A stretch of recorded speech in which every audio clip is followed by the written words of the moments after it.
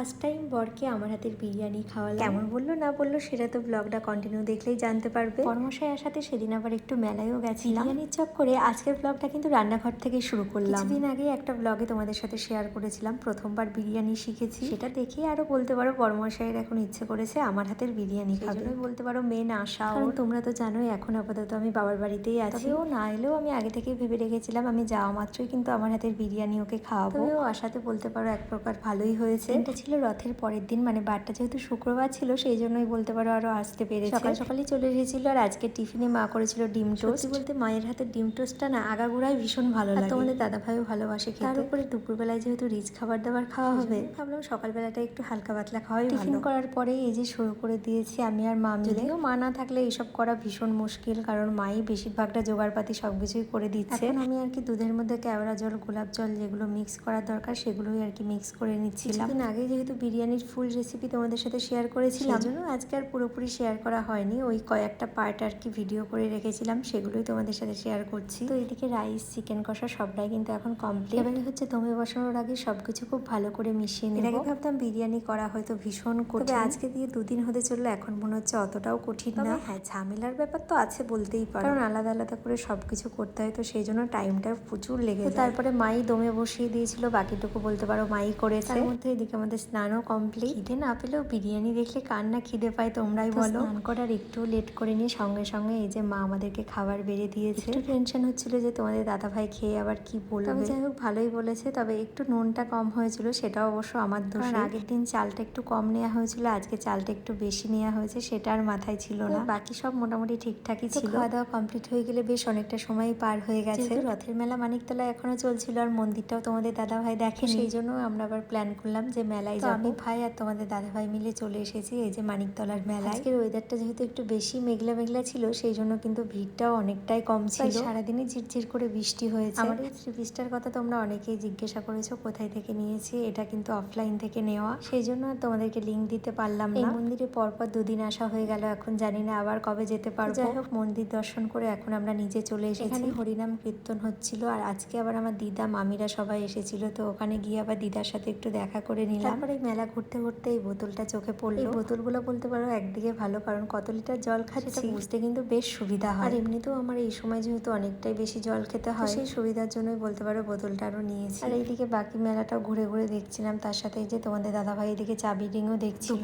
যেহেতু বিরিয়ানি খেয়েছিলাম সেই জন্য আর বেশি কিছুই খেতে পারিনি, শুধু মেলায় গিয়ে এই যে চাটনি ফুচকাটাই খেয়েছিলাম। এইভাবে কেটেছিল দিনটা। তো যাই হোক কেমন লাগলো ব্লগটা তোমরা কিন্তু অবশ্যই কমেন্ট করে জানিও। তো চলো আজকের মতো টাটা।